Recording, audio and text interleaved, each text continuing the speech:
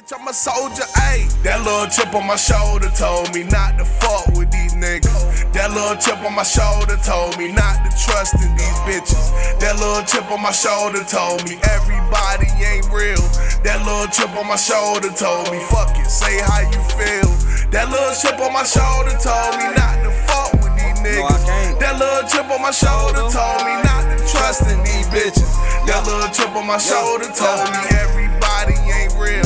That little chip on my shoulder told me fuck it. He cool, yeah. Well, no, I ain't gonna say he cool. I take that back. But I don't have no problem with him. You know, I just didn't like the way he spoke at that time. And, usually, man, it's alright if y'all can work it out and probably behind the scenes. Yeah, it's not to work out. But as soon as you internet with that shit, I don't even play with it. As soon as you internet with it, it's way different now. Cause that's public. And then, you know, I don't want anybody else to think that they can, you know, talk to a certain position like that. But like I said, you know, it's water under the bridge. He can do his thing. We don't cross paths.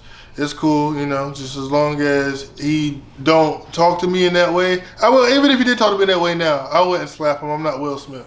You know what I'm saying? I did want to Will Smith him at first, but no, that's not even what type of time I'm on. Word. And I promote positivity, and right now I want everybody to get passive income. So, matter of fact, I teach him if he wanted to learn about crypto or something. I swear to God, I sit in his face and teach him. I probably not like it in my head, but I would sit there and try to get his bag up just like everybody else. That's what's up.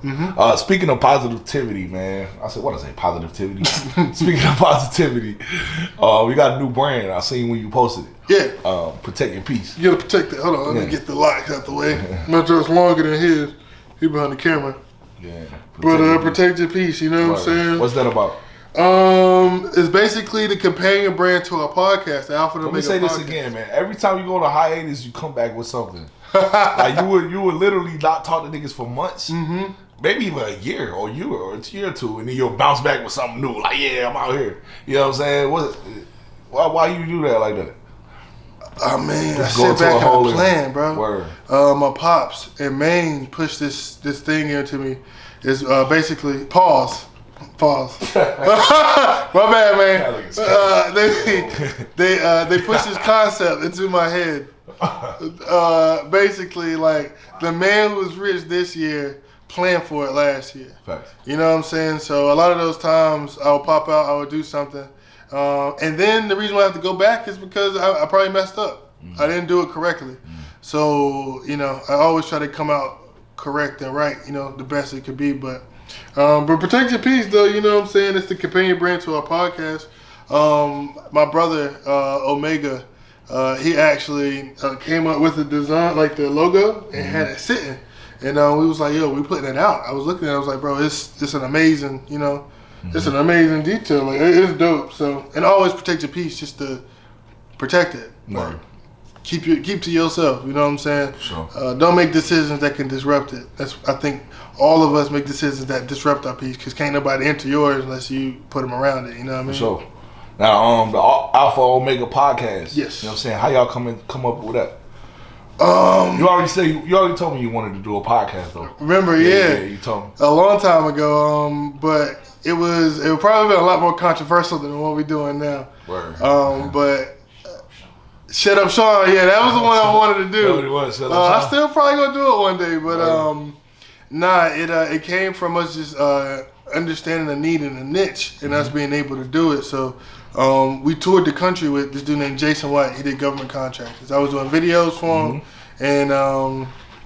and basically he was Omega was doing like basically all of the like managerial work, making sure the tour ran straight. You know what I'm saying? Right. It was dope, and it showed us that like real wealth is out there, bro. Like I remember, it's a picture on my Instagram of me looking over Houston, and it changed my life. I said, "Yo, this is like you could touch all this. Like this is a black man in the highest, you know, level off of a course that he sold. You know what I'm saying? Like, and he from like type of gutter that we from. He worked at the gas station before he went on this endeavor. You know what I'm saying? And look where he at, and he bringing me here, and I get to see it, and it's like, yo, I ain't going back. And with that mentality, we sell like, what's the product that we gonna push? because we gotta push some knowledge into, you know what I'm saying. Financial literacy is something that we saw, but then we see a lot of people scamming people. And I don't want to say scamming people, but it's a lot of people making money off of being rich, and not make, you know what I'm saying, not making money getting people rich. And we young enough to see that everything going digital, so we gonna do digital financial literacy. And as pioneers of that whole genre, we gonna do it different. Like we about to drop our next podcast. We explaining Pocket, and when you come on ours, we'll go over a lot more. But it offers 160% APR. You know what I'm saying? And it basically works just like a savings account. We're not even gonna take donations. 100%, 160% APR. Yeah. What you mean? That's how much to save. Like if I put $10 in there, I get 160% over time. Over in a year. Yeah. What? Yeah. And I mean, the science is there. You get to see it on the dashboard, but we're gonna talk about that. That's what we're gonna say for our trip on Thursday. So, but nah, I mean, and with that, we're not taking no donations.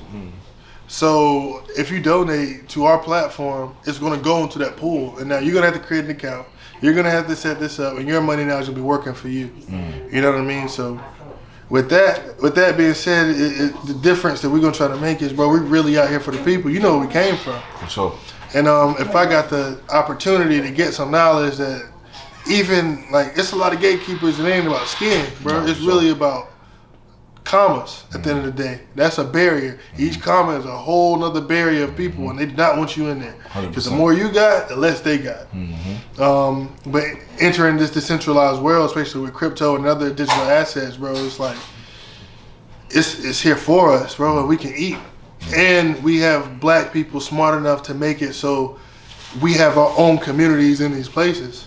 You ain't gotta go to no Shiba, you know what I'm saying? Which I wouldn't do anyway, but you ain't gotta put in there. We have our own coin where we can all make our own decisions, and it's just a whole bunch of stuff. But you know, that's what's up. So you're gonna be teaching people about NFTs and all that good stuff too, right? Yeah, for sure. That's what's up. Cause a lot of I even have my problems with that stuff, man. Cause I think that stuff be a scam a lot of times. Not crypto, but NFT. You know what I'm saying? Like I don't really know. It's like selling digital assets, right? Yeah. But that doesn't really make sense. How's it a digital asset though? All right. So think about the NFT. And think about this, right? You already deal with NFTs as a concept, and you get a deed, right? That deed is currency. It is a transference of wealth, like a title. Yeah. It's a transferring of wealth. It's saying that I give this amount of wealth, whatever it is, a house, lot, car, whatever, to this person, right? From person to person. That is a transaction, right? Now, an NFT is a non-fungible token. If I give you $1, and you give me $1 back, we can exchange it and it'll always be worth $1. It's fungible. You know what I'm saying? This is non-fungible. Therefore, this dollar is only worth whatever people say it is. Same thing like a title. The title can be worth to this car. One day it's worth $19,000. It's $18,99,999 the next day. You know what I'm saying? The value is different. So this title is one thing, but the value is different depending on what people say. That's an NFT. We already do that. You know what I'm saying? A Michelangelo picture. Why is that and a Basquiat and a Van Gogh sell for $1 million? Because people say they do. Why a Bored Ape Club? Why that one is so exclusive? Because people say it is. So if you have a utility, so this is what I want people to start using NFTs for. Think about it this way. It's a utility behind it. You have a way now where you can have a representation of a utility and whatever you want. To throw one off. Let's say you have it's a thing called a vault, right? And the key to it is the NFT. If you own the NFT, you get the key to the vault. Now, you can put whatever you want in there. So you can put an album that nobody else can hear. You have to have the key to the vault to get this album.